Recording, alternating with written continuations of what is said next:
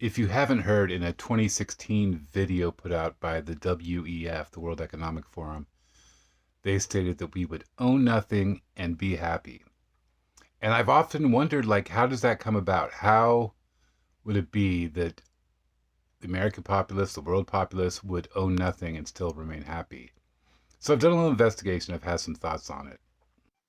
I'm not sure if you guys have seen this video before by the World Economic Forum, but they're basically showing all of these issues, and that's a strong marketing thing. A lot of what we see is propaganda and marketing, but a big part of marketing and selling somebody on something is first creating a problem.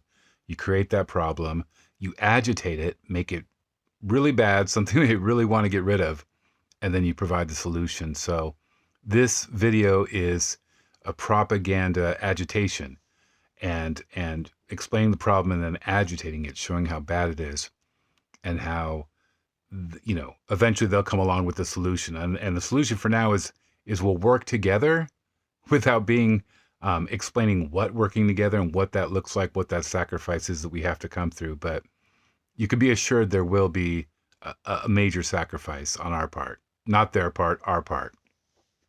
So I guess now the only question is, how do they get us there?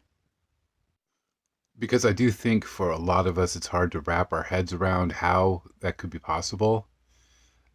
But something I was thinking about is that if we look back, let's say we go back to 1990, and somebody were to tell you that eventually you won't own any more movies, you won't be buying music CDs, you won't have physical copies of video games, and I don't know if it was when Nintendo was still around, but meanwhile you'll be wondering, like, well, I have to, how would I get a cartridge into my Nintendo system to be able to play a video game? Then the internet came, and we became more digitalized and more involved in the digital era. And, now here we are. It's rare that anybody buys a video game. I usually download mine to my system. And in fact, I usually stream. I use a streaming service to where most video games I play, I pay a monthly fee and I'm able to stream any game I want. And same is true for music. We use Napster, or maybe that was a while ago, Spotify, Pandora, different things, where we stream music at this point. Sometimes we pay for a subscription for that, along with Netflix, Hulu, Amazon Prime, all these different things where we get our movies and TV shows. So a lot of our media right now is digital. We don't technically own it. If we quit our subscription, it all goes away. So I think a phase one of virtual reality has kind of come to pass, and a lot of us are spending a lot more time in the digital world and in a virtual world. And now with products such as the iVision Pro, I believe it's called, or the Apple Vision Pro, and different virtual reality products, I think we're going deeper into that. And while many of us may not think we're going to ever use an Apple iVision, there was a point where a lot of people said they weren't going to use a smartphone. They would never use a smartphone.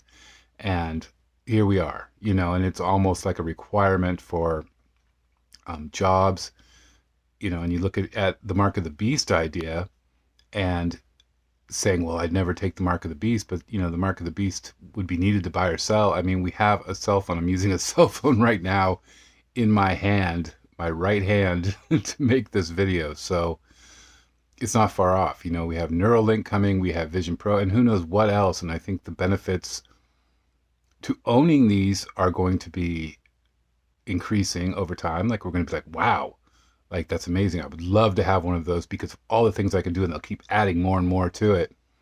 But also, I think eventually it'll become necessity. It'll be something that we need to use to exist in this world, to keep going in this world. So it's this incrementalism where we kind of go along and are slowly brought into this, not all at once. If you try to put, an iPhone in somebody's hand back in the 80s, it would have been, maybe a lot of people would have opposed the idea, and a lot of people wouldn't have seen the need.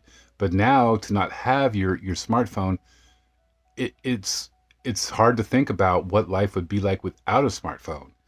It's our connection to just about everything. You're watching this video perhaps on a smartphone right now. So anybody that's listening to me is using some form of technology. So I think just the technology will get deeper.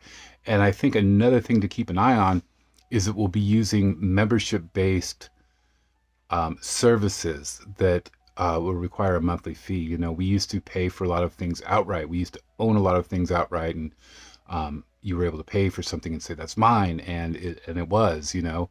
But now it seems like, and I remember this. I used to be heavily into digital marketing in early 2000, and a lot of what I was learning and applying to other businesses was setting up kind of a consumption based society, or a consumption based marketing business strategy, where it was having people requiring people to buy from you every month. And this worked quite well, with a lot of different programs, services, businesses, and you're keeping a consumer for life rather than making, $100 sale. You could sell them something for $14 a month and just continue it on forever and raise the price over time, et cetera, et cetera. So I think that's going to be the big push as well.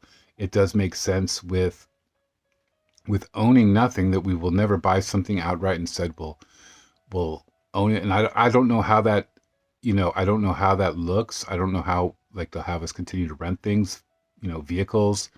Um, and that would be kind of hard. I mean, our clothing, like, would we rent our shoes, etc.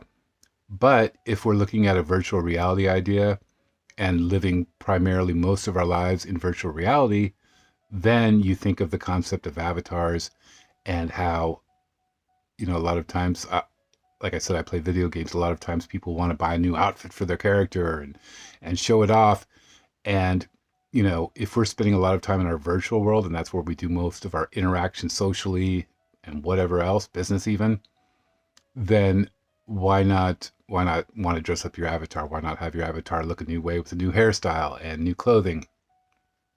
And perhaps all of those things will be on a monthly basis, where, that new shirt and shoe you're looking for your avatar might be, only 99 cents a month, and to make things more affordable for people. So it is some scary times we're headed into. I don't know exactly how the World Economic Forum plans to execute this, but I think, looking at the things I've done to research to make this video, I think virtual reality could be a real possibility. And I think the only way that we can kind of spearhead that and stop that is to resist it. It's all about, we spend our dollars. Our dollars are what are allowing them to do what they're doing. We're funding them.